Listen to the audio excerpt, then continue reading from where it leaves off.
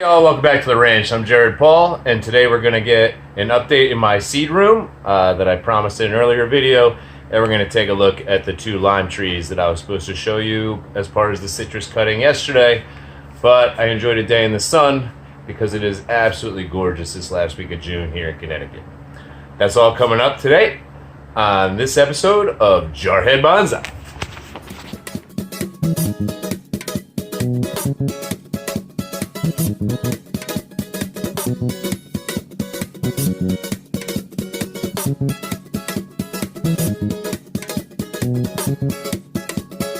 All right, y'all, so here is the weeping lime tree that I took a lot of the weep out of it.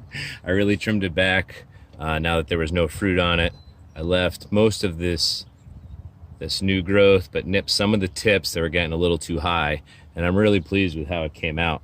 I think, each branch has its own space, and it's really looking good. This back branch here, I would have taken out because it's right next to this one. However, it's got a flower at the end of it, so I'm going to let it fruit this season. So a couple of nice roots here, boom and boom, above and then flowing into the soil. I really like that, and getting some good taper and woodiness on this trunk here, this weeping lime. So I did a lot of this pruning yesterday, later in the evening without a camera, just socializing, having an end of the day hard cider with Laura. It was great, and it's really, the best part of bonsai, just enjoying it. So I didn't have the camera, but as you see, I had a plan. I went with it, and it looks good. So coming up next is number 2 of 2 on the lime trees.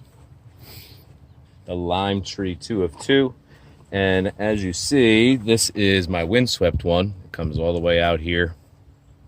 Everything's coming in this direction except for a couple of branches, just to balance it slightly. I don't really have an exact plan with this branch, but if everything starts coming this way and I feel like, all the branches going that way are cool, then I will do that. But as for now, it's just got a nice slight lean. This one's starting to cascade down here. There is a lot of old growth on here, so I'm just going to quick. I left my little defoliating scissors inside, but actually this one I'm just going to shorten back right away. Let's just take it back to that first leaf. Same thing here. Take out this vertical one. Back to the first leaf.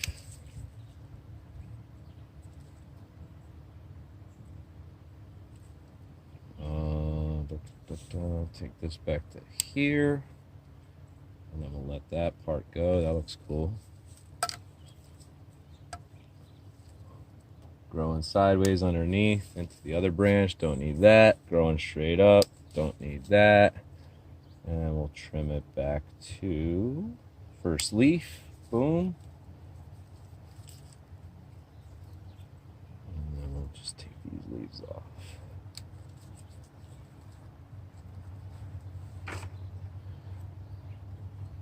Right back here, straight up, don't need you. Maybe we'll get some back budding, something more interesting. One underneath, don't like you. Take off that old leaf. All right, cool.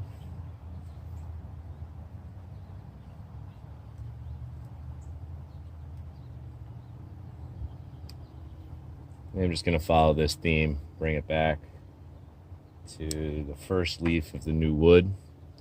Not trim into the hardwood this far into the season.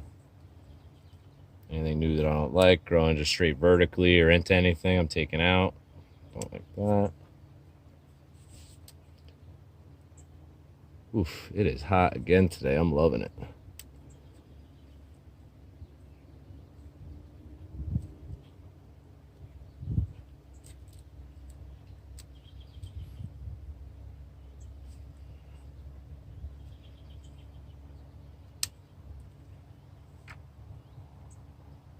There we go.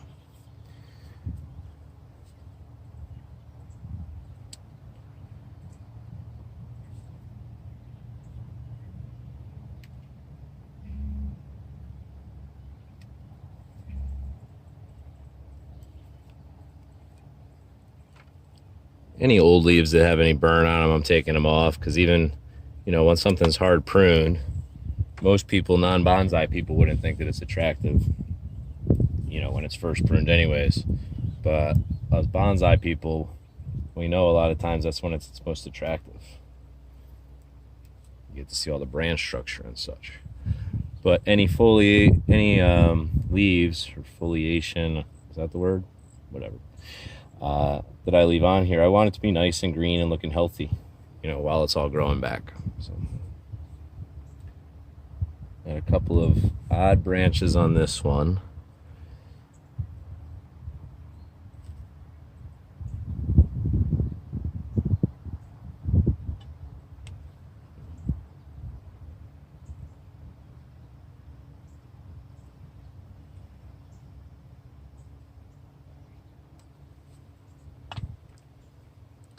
All right, last one.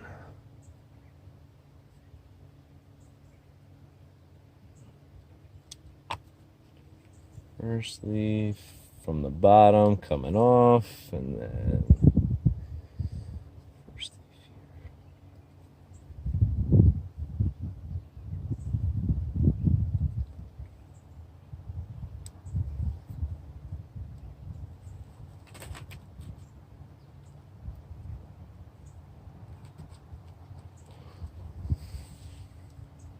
All right. So that's going to do it for that one too.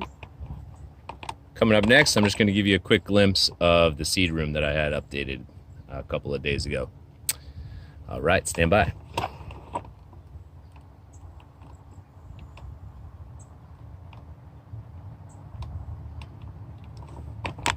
Here's a shot at the new seed room setup. Before, I had that huge warped wooden table with the lights above and below, you know, for growing all those little baby seedlings. But now we've moved on. I moved that to the basement. So this winter, December 1st, I'll germinate a bunch of seeds, but it'll be in the basement with the light set up. And up here, I've got this glass top, long, more slender table with a bunch of different terracotta. So from right to left, we have a Norfolk pine. This is a cherimoya. Cherimoya, I got those seeds from Pablo out of Portugal. This is our blue jacaranda grouping I showed in a previous video. 3 red gum trees from a previous video. This was the smallest of the 3 cherimoya I got to germinate. Here is my fig tree that anytime the branch gets long enough, I bend it over and put it in the soil, because they will generate roots from there. And I just think it'll be cool to have an overlapping system going on. And here's a singular red gum.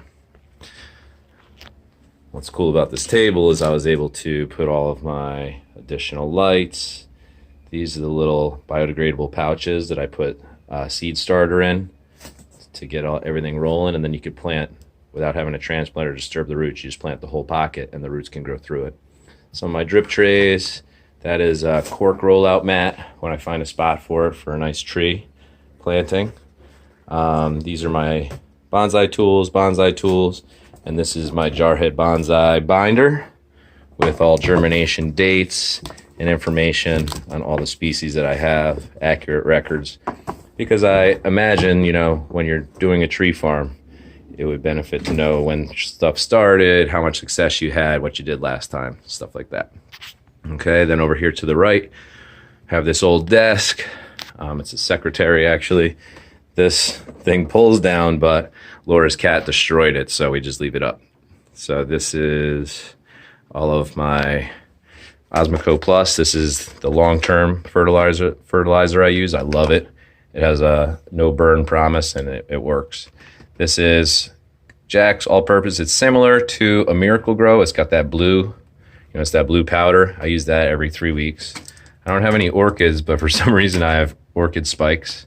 This is my rooting hormone powder and my secret weapon for spider mites and other bad infectious bugs that come in and destroy your trees. Wipeout. It's amazing. Wipeout spider mites. You can find them on Instagram. They're awesome. This is my soil acidifier for my hydrangea. I like to make them blue. That's my watering can. It had a couple of really cool tips, but they broke. This part was just a little wide, and they split and fell off. So I make do and water with it fine. And then behind us, finally, we've got 3 poinsettia that I cut back at Christmas, and I regrew those. So apparently you put them in the dark for 12 days, and that's when they turn red. So I plan on like December 1st throwing them in my basement and getting them to turn red. And then this is just one simple grow light up here. The rest are downstairs. And I have my baobab from Africa, pineapple guava, lemon scented gum, another baobab from Africa, and then these two are pineapple guava as well. So yeah, I consolidated, put a little map up there. I did a little tester. This is the fake wood flooring. That's great for beating up water because I spill all over the place, and I have it in my plant room. So I was playing with that to see if that's what I want in there, if I want to do like an area carpet, because I spilled so much soil and water in here this winter that the carpet is now stained.